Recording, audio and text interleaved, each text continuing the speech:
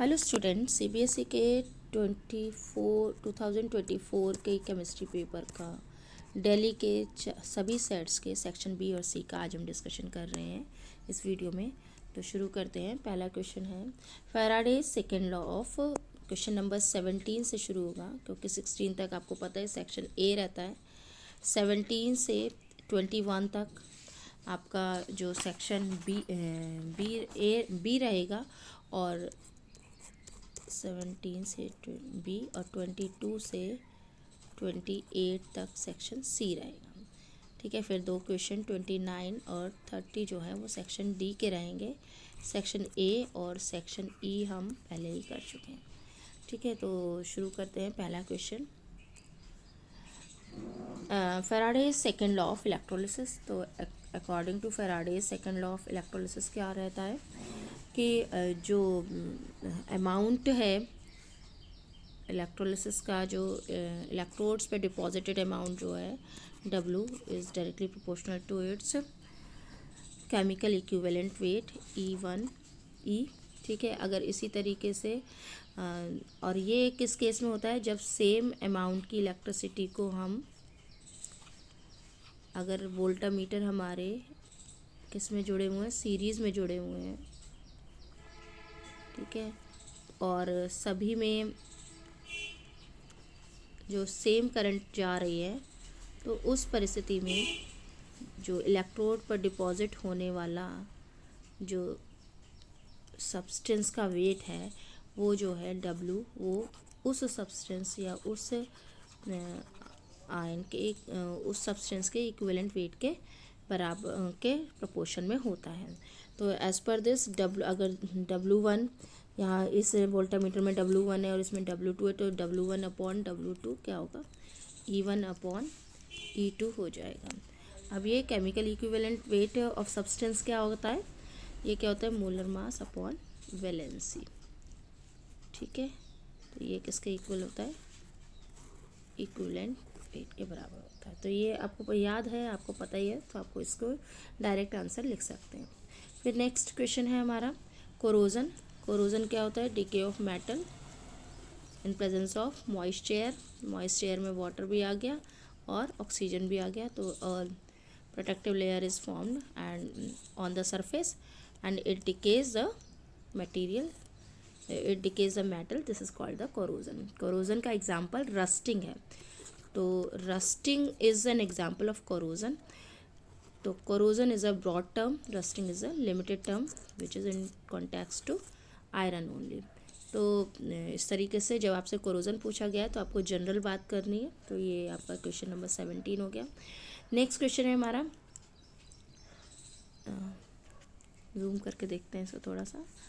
Resistance of conductivity cell filled with 0.2 mole per litre KCl solution is 200 ohm if the resistance of the same cell when filled with 0.05 mole per liter KCl solution is 620. Calculate the conductivity and molar conductivity of 0.05 mole per litre.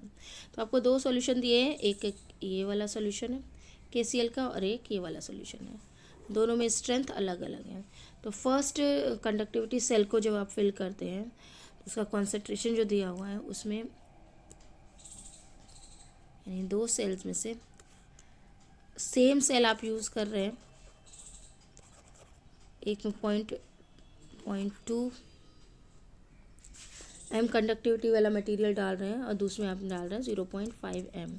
तो इसमें जो cell constant आएगा, cell constant RK is equal to G star आ जाएगा।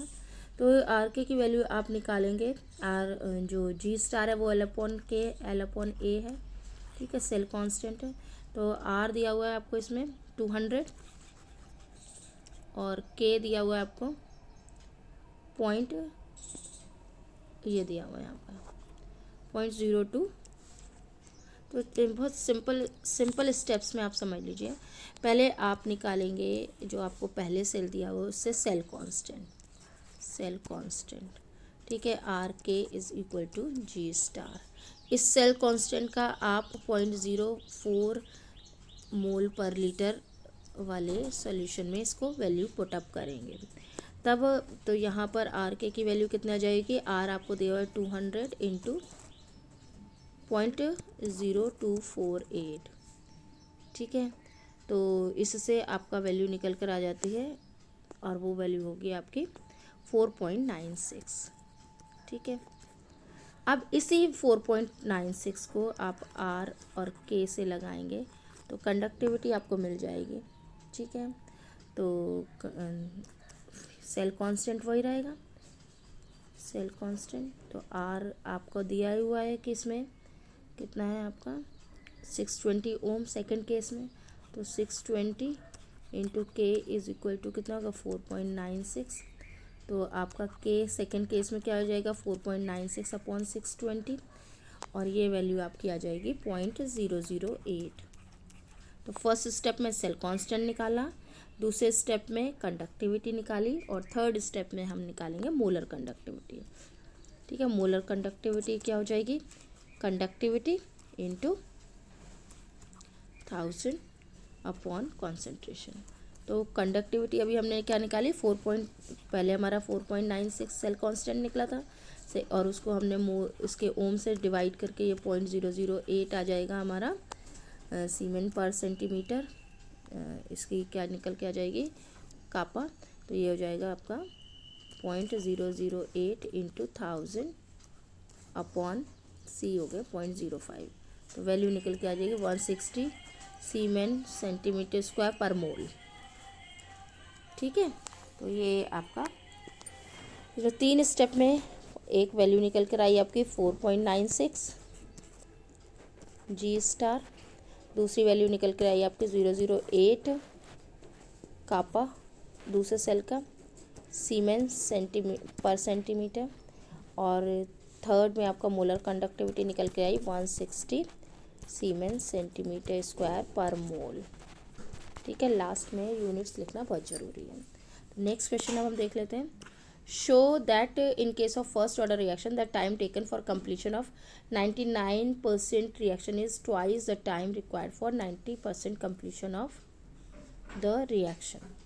तो वही है कि आपको फर्स्ट ऑर्डर रिएक्शन है, इसमें आपको पता ही है कि T is equal to 2.303 upon K log original concentration और divided by remaining concentration A minus X, या आप इसको लिख सकते हैं A की जगह पर A star A not upon A, ठीक है। तो ये रहेगा।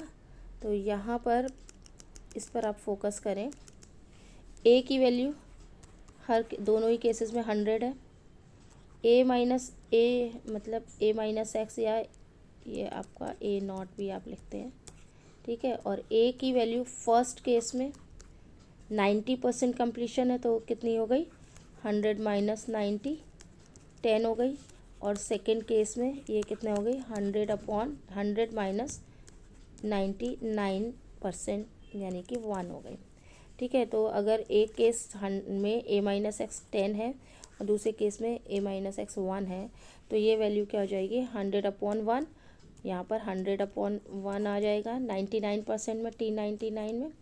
और अगर दूसरे केस में अगर हम T90 देखें तो यहाँ ये जो वैल्यू है वो कितना हो जाएगा 100 अपॉन 10, यानी कि ये log 10 बचेगा।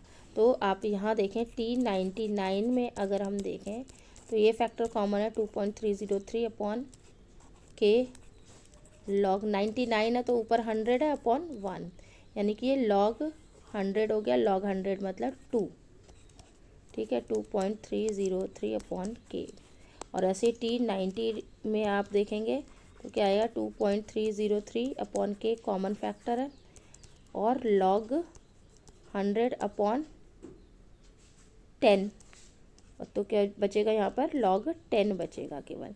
log 10 की वैल्यू कितनी हुई 2.303 अपॉन के इंटू 1, यानी ये कॉमन है, इसको मल्टीप्लाइड बाय 1 है, this is common and multiplied by 2। तो T99 इज़, यहाँ इसको हम रिप्लेस कर दें तो ये आपके आ जाएगा T90 इंटू 1, यानी T99 जो इसमें दिया हुआ है 99 is equal to 2 into T 90 is that twice the time required for 90% completion. तो ये आपका हो जाता है। नेक्स्ट क्वेश्चन है आपका carry out the following conversions nitrobenzene to aniline. तो सिंपल रिडक्शन है, तो कैटालिटिक रिडक्शन, नाइट्रो को NO2 में FeCl SnHCl किसी से भी करा सकते हैं।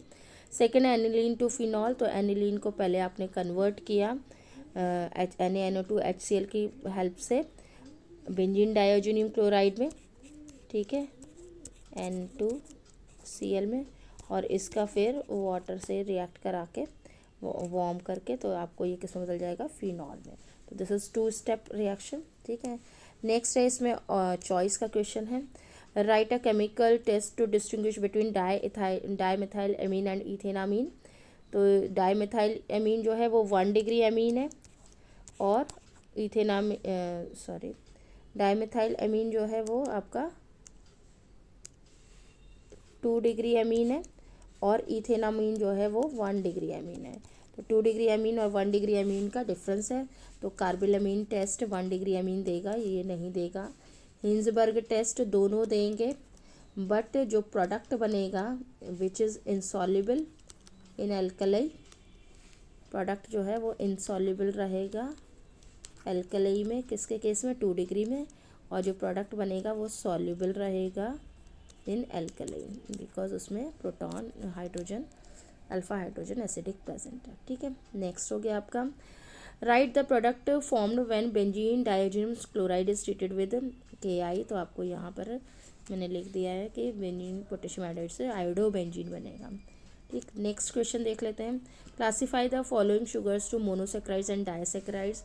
तो मोनोसेक्राइड्स जो सर्कल करके लिखा है फ्रुक्टोज एंड ग्लूकोज, और लैक्टोज एंड माल्टोज क्या हो गए, वो डायसेक्राइड्स हो गए।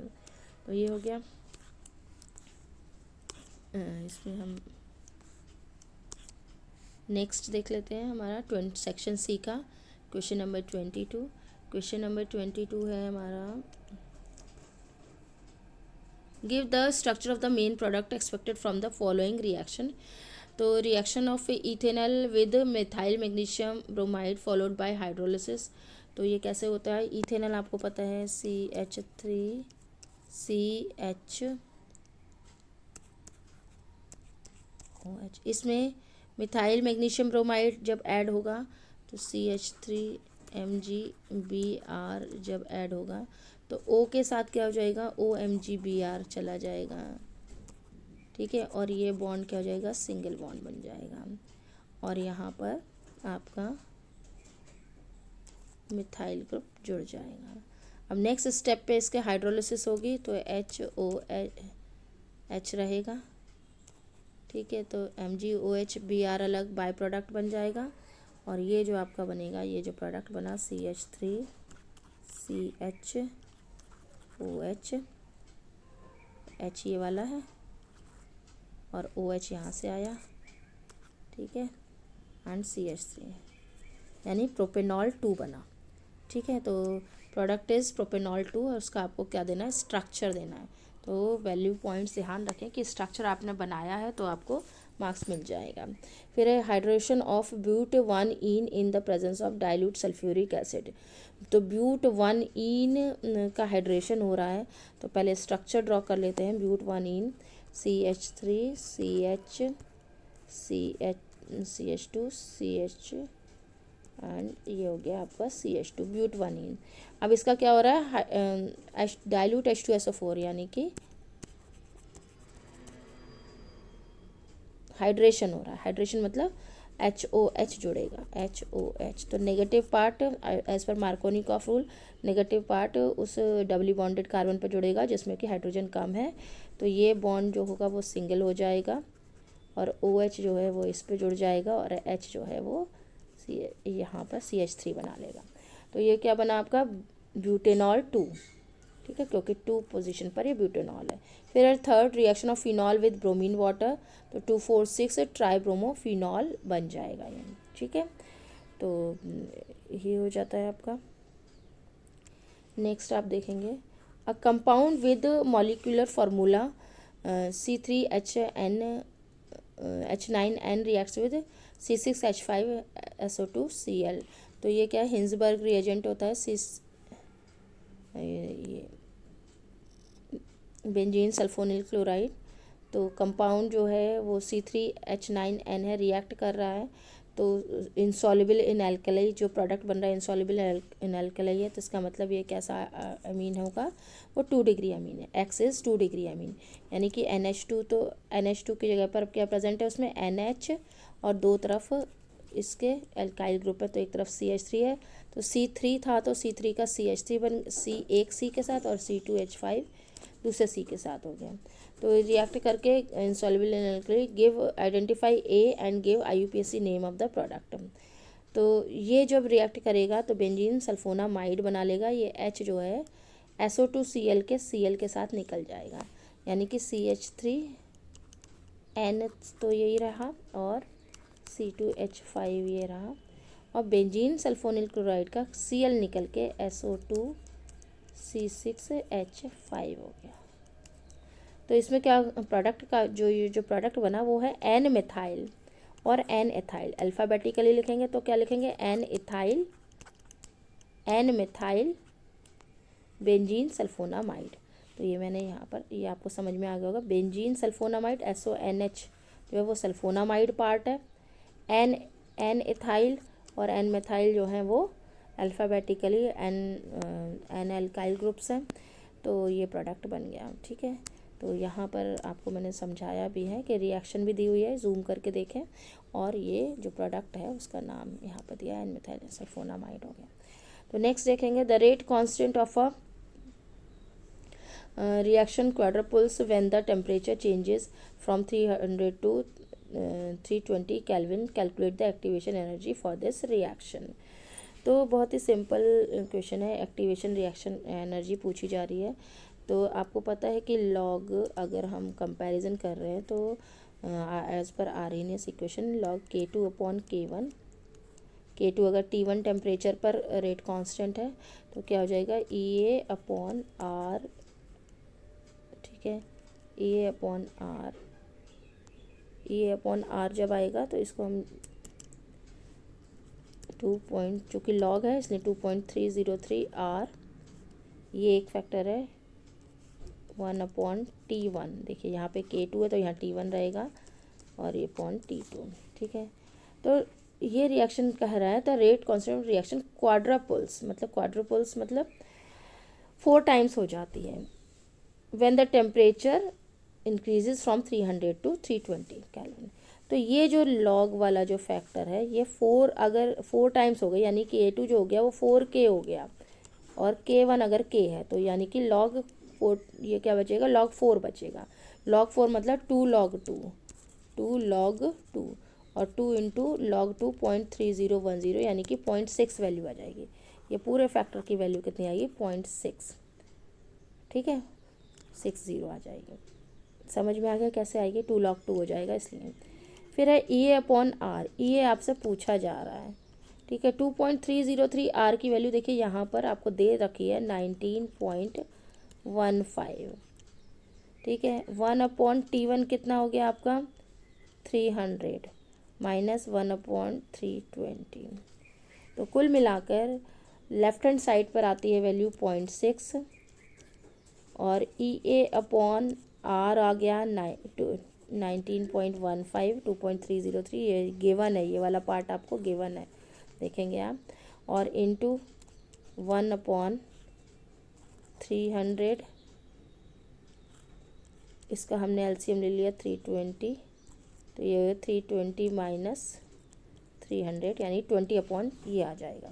तो इसको मैं दोबारा से लिख देती हूँ, तो ये आ गया आपका 0.6 equal to EA/19.15 into 20/320 into 300, यानी EA वैल्यू जो हो गई आपकी 0.6 इंटू 19.15 इंटू ये 300 इंटू 320/20 आ जाएगी। तो ये जो वैल्यू निकल कर आएगी वो आप अगर कैलकुलेट करेंगे तो कैलकुलेशन के बाद जो भी आपका आंसर आएगा प्रॉपरली अगर कैलकुलेट करेंगे तो दिस वैल्यू विल बी 55,335 55,335, ठीक है, जूल पर मोल। और अगर आप इसको किलो जूल में बदलेंगे तो 55.335 आ जाएगा, ठीक है। तो ये हो गया आपका क्वेश्चन। फिर आपका ये आ जाता है right the IUPAC names of the following coordinate compound. तो आप इनमें से कोई तीन लिखने हैं और तीन में लिखेंगे तो ये हो जाएगा पोटेशियम, पहला है पोटेशियम हेक्सासाइनोफेरेट, ऑक्सीडेशन नंबर ये आप जूम करके देखें तो आपको ये मैंने लिख कर दिया हुआ है, पोटेशियम हेक्सासाइनोफेरेट हो गया। फिर दूसरा है आपका डाइक्लोरिडो, क्लोराइड को आपने क्लोरिडो लिखना है, डाइक्लोरिडो बिस इथेन 1,2 डायमीन प्लेटिनम, ठीक है। तो डायमीन प्लेटिनम हो गया। और देखिए जब डायमीन में लिख रहे हैं तो एम जो होगा वो सिंगल लिखेंगे, प्लेटिनम की जो वैलेंसी जो ऑक्सीडेशन स्टेट आएगी वो +4 आएगी। नेक्स्ट है आपका ये, इसमें 3 है, एमीन है, क्लोराइड है और नाइट्राइटो ओ से जुड़ा हुआ है तो आपको नाइट्राइटो ओ लिखना है। अल्फ़ाबेटिकली इसको अरेंज कर ले तो टेट्रामीन, क्लोराइड की जगह पे क्लोरिडो, नाइट्राइटो ओ, कोबाल्ट की इसमें ऑक्सीडेशन स्टेट आया 3। इसी तरीके से फोर्थ है आपका टेट्रा हाइड्रोक्सिडो, क्योंकि हाइड्रोक्साइड है तो हाइड्रोक्साइड को आपको लिखना है हाइड्रोक्सिडो, तो टेट्रा हाइड्रोक्सिडो जिंकेट क्योंकि एनाइन का पार्ट है और इसकी जो ऑक्सीडेशन स्टेट है वो 2 आ जाएगी। तो इस तरीके से ये बहुत इजी है, आप इसको देखें और कर सकते हैं। फिर draw the structures of the major product. तो चूँकि अब ये एक ऐसा कंपाउंड है जिसमें एल्डिहाइड है, एल्डिहाइड ग्रुप प्रेजेंट है और रिएक्शन टॉलेंस रिएजेंट के साथ एल्कली मीडियम में है, तो ये जो कंपाउंड CH जो है वो COO में बदल जाएगा और सिल्वर मिरर बनेगा। नेक्स्ट है आपका ये जो है एक मिथाइल कीटोन है, मिथाइल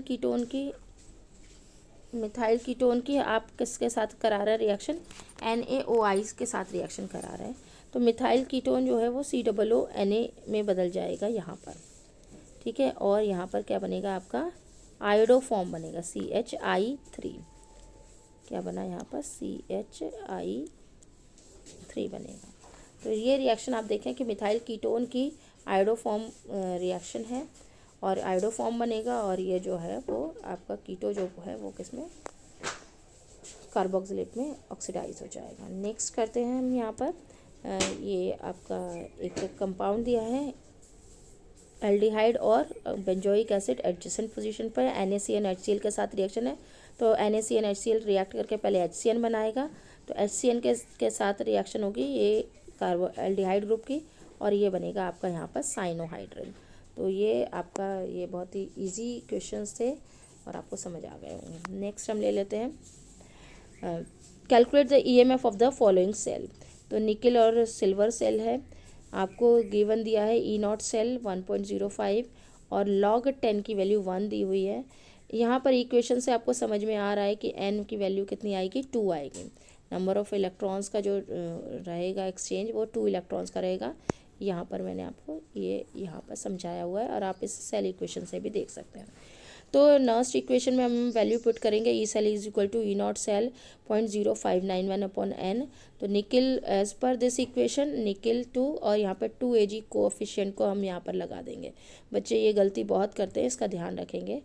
तो निकल की वैल्यू है 0.1 और सिल्वर की है 0.01, इसका स्क्वायर करोगे तो 0.1/0.01 का स्क्वायर आपको करना है, तो हो गया 10 की पावर -1 और ये क्या हो गया 10 की पावर -2 का होल स्क्वायर, ठीक है। 10 की पावर -1 इंटू 10⁴ यानी ये बचेगा 10 की पावर 3। और चूँकि ये लॉग के साथ में log 10⁻³ हो गया तो 3 log 10 हो गया, ठीक है। 3 log 10 मतलब 3 इंटू 10 का मतलब 1, यानी ये वैल्यू आ जाएगी 3। ये पूरी वैल्यू जो लॉग के साथ है ये वैल्यू आ जाएगी आपकी 3, ठीक है। तो यहाँ पर मैंने आपको लिख कर दिखाई हुई है। तो 1.05 इंटू 0.059 इंटू 3, दिस वैल्यू जब आप कैलकुलेट करेंगे तो इसका आंसर आएगा आपका 0.96151 वोल्ट।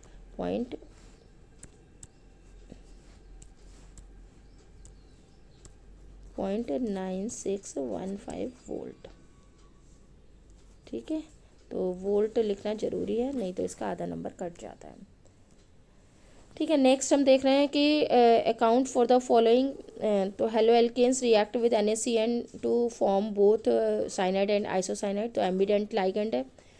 तो इस बेस पर आप ये बताएंगे कि हेलो एल्केन्स NaCN के साथ, चूँकि this is ambient ligand, donor दो C भी हो सकता है N भी, इसलिए ये साइनाइड आइसोसाइनाइड दोनों बनाता है। दूसरा क्वेश्चन है halo arenes do not undergo nucleophilic substitution, तो ड्यू टू रेजोनेंस, रेजोनेंस एक इसका रीज़न हो सकता है। Due to partial double bond character, ये जो डबल बॉन्ड करेक्टर आ जाता है पार्शियल, इसकी वजह से भी हो जाता है। ड्यू टू sp2, ये जो कार्बन है वो sp2 हाइब्रिडाइज्ड हो जाता है, ये भी रीज़न करते हैं। और CX बॉन्ड, और due to instability of the phenyl cation. तो इनमें से कोई भी आप लिखेंगे या 2-3 कम लिख देंगे तो आपको ये आंसर मिल जाएगा। Due to resonance, due to partial double bond character, due to sp2 hybridization of carbon, CX का जो कार्बन है वो, और due to instability of the phenyl cation. तो ये आपका हो जाता है। फिर नेक्स्ट है हमारा benzyl chloride gives SN1 mechanism. तो बेंजिल क्लोराइड SN1 मैकेनिज्म देता है बिकॉज बेंजिल कैटायन जो बनता है वो रेजोनेंस स्टेबलाइज्ड होता है, इसलिए ये SN1 रिएक्शन देता है। तो ये होगा हमारा सेट 2 का, हमने सेक्शन B और C को डिस्कस किया।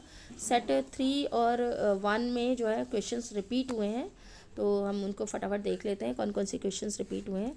यहाँ देखें, स्टेट कोलरॉश लॉ। ठीक है, तो कोलरॉश लॉ, इसमें जो पहला क्वेश्चन था जिसमें हमारा second law of Faraday second law पूछा था, और तो इसमें क्या हो गया, कोरोजन था, तो इसमें आया है आपका कोलरॉश लॉ। कोलरॉश लॉ क्या है कि इंडिपेंडेंट माइग्रेशन आयन के जो मोलर कंडक्टिविटी है उनका सम जो होता है वो लिमिटिंग मोलर कंडक्टिविटी के इक्वल होता है। तो ये आपको डायरेक्ट क्वेश्चन आप लिख सकते हैं। Faraday's first law of electrolysis क्या होता है, W deposited in electrolysis, W is directly proportional to the charge pass through the electrolyte. तो इसमें क्या होता है, W is equal to ZIT आता है, Z is the electrochemical equivalent, और Z की वैल्यू जो होती है वो मोलर मास अपॉन वैलेंसी, यानी कि equivalent mass in divided by Faraday. तो Z is equal to M/NF आ जाती है। ठीक है, फिर ये है क्लासीफाई करना है मोनोसेक्राइड डाइसेक्राइड में। तो galactose and glucose are monosaccharides and lactose and maltose are disaccharides, तो ये आपको पता ही है। Carry out the following conversion nitrobenzene to aniline, ये क्वेश्चन रिपीट हो गया है। तो एनिलीन टू फिनॉल जो मैं समझा चुकी हूँ। Write a test distinguish between dimethylamine and ethanamine, तो आपको कार्बिलएमीन टेस्ट और हिंसबर्ग टेस्ट से बता सकते हैं। राइट द प्रोडक्ट, ये भी आपका, this is the repeat question. Next है आपका आ जाता है, show the case of first order, the time taken for completion 99% and twice the time required 90% completion. तो this is also a repeat question, मैंने यहाँ पे लिखा भी है, ये 90%, ये रिपीट क्वेश्चन है, आप ये समझ चुके हैं आप। ठीक है, फिर आपका resistance of conductivity, this is also a repeat question, जिसमें हमने फर्स्ट केस में 0.2 मोल KCl के साथ आपने क्या निकाला था, सेल कांस्टेंट निकाला। सेल कांस्टेंट को फिर सेम सेल यूज़ किया, तो 0.05 में सेल कांस्टेंट को यूज़ करते हुए आपने कापा की वैल्यू निकाली। ठीक है, और फिर आपने मोलर कंडक्टिविटी निकाली। ठीक है, तो ये क्वेश्चन आपका रिपीट क्वेश्चन है, यहाँ पे मैंने आपको नीचे दोबारा से लिख कर भी दिखाया हुआ है। ठीक है, तो ये देखिए यहाँ पर, ठीक, यहाँ पे सेल कांस्टेंट है, यहाँ पे, तो ये आप समझ चुके हैं। जूम करके देखेंगे तो आपको समझ में आ जाएगा। फिर सेक्शन C है, राइट द IUPAC नॉमेनक्लेचर। तो IUPAC जब नॉमेनक्लेचर लिख रहे हैं तो आप क्वेश्चंस चेंज हो गया है यहाँ पर, अल्फ़ाबेटिकली लिखेंगे लाइगेंड्स को। तो amine, chlorido and nitro nitrito N हो जाएगा। तो क्या होगा, tetraamine chlorido nitrito N cobalt chloride. B का क्या हो गया, हेक्सामीन निकिल क्लोराइड। इसी तरीके से ऑक्सीडेशन स्टेट्स आप निकाल लेंगे, आप निकाल सकते हैं इजीली। फिर क्या है, ऑक्सीलेटो है इसमें, और क्रोमियम पोटेशियम है, तो ये आप आसानी से कर सकते हैं। ऐसे ही इथेन 1,2 डायमीन है, तो इसके आगे बिस लगेगा, और ब्रोमीन के आगे ब्रोमाइडो लगेगा। तो ये आप यहाँ जहाँ जहाँ आप गलती कर सकते हैं वो मैंने आपको समझा दिया है। नेक्स्ट है आपका question number, give the structure of the major product expected from this. तो ये क्वेश्चन भी आपका रिपीट हुआ है सेट 1 और सेट 2 में। तो इथेनॉल और मिथाइल मैग्नीशियम ब्रोमाइड से, तो ये आपका टू प्रोपेनॉल 2 बनेगा। सेकंड केस में ब्यूट 1 इन के साथ ब्यूटेनॉल 2 बनेगा, और 2,4,6 ट्राइब्रोमो फिनॉल बनेगा। फिर नेक्स्ट है आपका, ये क्वेश्चन भी आपका रिपीट क्वेश्चन है, जिसमें ये देखिए क्वेश्चन को देखेंगे। पहला जो है वो टॉलेंस रिएजेंट के साथ रिएक्शन है, दूसरी जो है आपकी मिथाइल कीटोन के साथ रिएक्शन है, ठीक है। तो इसमें आयोडोफॉर्म बन रहा है, इसमें सिल्वर मिरर बन रहा है, ऑक्सिलेट कार्बोक्सिलेट आयन बन रहा है, और इसमें NaCN साइनोहाइड्रिन बन रहा है। तो ये क्वेश्चन आपका रिपीट क्वेश्चन है। फिर आपका नेक्स्ट क्वेश्चन भी रिपीट है, जो सेल इलेक्ट्रोकेमिकल सेल का है। तो आपका जो इसमें वैल्यू आती है ई सेल की 4.961 V आती है। यहाँ पर आप देख लीजिए, सॉल्यूशन मैंने दोबारा से लिखा हुआ है। फिर आपका account for the following, halo alkanes react with silver cyanide to form isocyanide as main product. Because इसमें क्या होता है कि availability of lone pair of electron रहती है नाइट्रोजन पर, वहाँ से ये अटैक करेगा, और CN बॉन्ड इसमें स्ट्रॉन्गर होता है, इसलिए ये आइसोसाइनाइड जो होगा वो ज़्यादा स्टेबल होगा इसमें, ठीक है। आइसोसाइनाइड का जो फॉर्मेशन है वो ज़्यादा होगा, because CN bond CC bond से CN बॉन्ड ज़्यादा स्ट्रांग होगा, और ये नाइट्रोजन CN पर जो available loan pair of electron है यहाँ से ज्वाइन करेगा ये कार्बन को, ठीक है। तो ये हो गया। फिर है allyl chloride shows high reactivity towards SN1 mechanism. तो एलाइलिक कार्बोकैटायनेज रेजोनेंस स्टेबलाइज, जैसे बेंजाइल क्लोराइड वाला हमारा दूसरे सेट में था, ऐसे इसमें एलाइलिक कार्बोकैटायनेज रेजोनेंस स्टेबलाइज्ड। तो ये क्वेश्चन हो गया। फिर hello arenes are extremely less reactive towards nucleophilic substitution reaction. तो बिकॉज इलेक्ट्रॉन डोनेटिंग ग्रुप है, तो partial double bond character resist in substitution reaction. तो ये आपका सेट 3 में ये क्वेश्चन रिपीट हुआ है, ठीक है। तो ये हो जाता है। फिर है हमारा question, the rate constant of a reaction quadruples when the temperature changes from 300 to, ये हमारा रिपीट क्वेश्चन है। फिर है कंपाउंड XC3NX, ये वाला भी हिंसबर्ग रिएजेंट के साथ। तो राइट द रिएक्शन इन्वॉल्व, तो आपको आइडेंटिफाई करना है, this is secondary amine CH3N2H5, यहाँ पर ये सेकेंडरी अमीन है, और बेंजीन सल्फोनिल क्लोराइड के साथ एन मिथाइल बेंजीन सल्फोनामाइड बनाता। तो ये रिपीट क्वेश्चन है। तो नेक्स्ट पर हम जाएंगे। ये मैंने आपको एक क्वेश्चन जो था वो सॉल्व करके भी दिखाया हुआ है, आप उसका स्क्रीनशॉट ले सकते हैं और देख सकते हैं। फिर है आपका नेक्स्ट है आपका सेक्शन बी में जो सेट हमारा लास्ट चल रहा है 3। तो carry out the following conversion, nitrobenzene to aniline, aniline to phenol, and और चॉइस क्वेश्चन जो है chemical test distribution dimethylamine and ethylamine. Repeat question है ये। Define the following terms, molar limiting molar conductivity and fuel cell, ये बहुत ही limiting Kohlrausch law को दूसरे तरीके से पूछा गया है इसमें। Limiting molar conductivity infinite dilution पर जो कंडक्टिविटी वो लिमिटिंग मोलर कंडक्टिविटी है फ्यूल सेल में, कि किसी कोई भी ऑक्सीडेशन रिएक्शन, जो हमारा एग्जांपल था water fuel Apollo space program में जो हमने यूज़ किया था, तो उसकी जो एनर्जी है फ्यूल सेल को आप डिफाइन कर सकते हैं। नेक्स्ट क्वेश्चन है इसमें, classify the following sugars into monosaccharides and disaccharides. तो sugar lactose sucrose and lactose disaccharides है, ग्लूकोज एंड फ्रक्टोज मोनोसेक्राइड्स हैं। फिर है रेजिस्टेंस ऑफ कंडक्टिविटी सेल का जो है जो 2 KCl लिए थे 0.2 और 0.05 वाले, तो उनका जो था पहले आप लोग क्या निकालेंगे, इसमें सेल कांस्टेंट निकाला था, ठीक है। और एक सेल का कांस्टेंट दूसरे में अप्लाई किया था, तो आपने फिर के की वैल्यू निकाली थी कंडक्टिविटी की। के की cell K is equal to R K is equal to cell constant करके, तो आर आपको दिया हुआ है यहाँ पर 620, तो आर की वैल्यू लगा दी पुराने वाले उससे निकाल के, सेल कांस्टेंट के साथ दोनों से के निकाल लिया। और इसके बाद फिर आपका क्या निकल जाता है, मोलर कंडक्टिविटी। मोलर कंडक्टिविटी क्या हो जाएगी, के इंटू 1000 अपॉन सी करके यहाँ पे मोलर कंडक्टिविटी निकल जाएगी। फिर आप first order reaction takes 40 minutes. हाँ, ये क्वेश्चन देखिए थोड़ा सा चेंज करके आया है। The first order reaction takes 40 minutes for 75% completion, calculate the rate constant. तो यहाँ पर आप देख लीजिए कि फर्स्ट ऑर्डर रिएक्शन है, के की वैल्यू आपको देखनी है, तो क्या होगा 2.303 टी लॉग 100 अपॉन, तो 100 तो प्रीवियस इनिशियल वैल्यू है और 75% कंप्लीट हो चुकी है, तो रिमेनिंग कितनी हुई 25।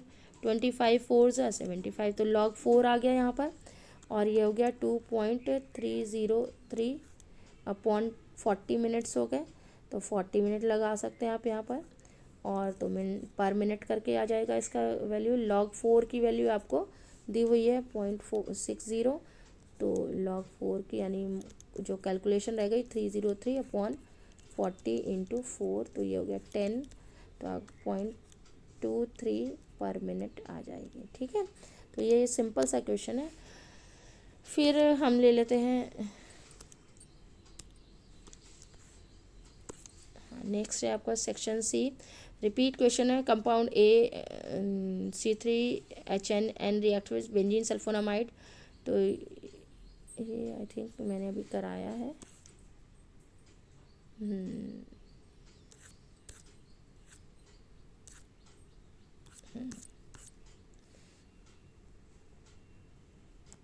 A compound X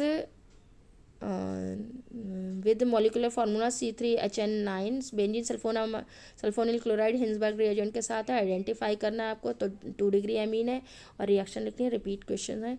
फिर halo alkanes react with AgCN to form isocyanide as main product, repeat हो गया है। Allyl chloride shows high reactivity towards because allyl carbocation is resonance stabilize. Halo arenes are extremely less reactive towards nucleophile, ये भी क्या है, ये भी repeat question है।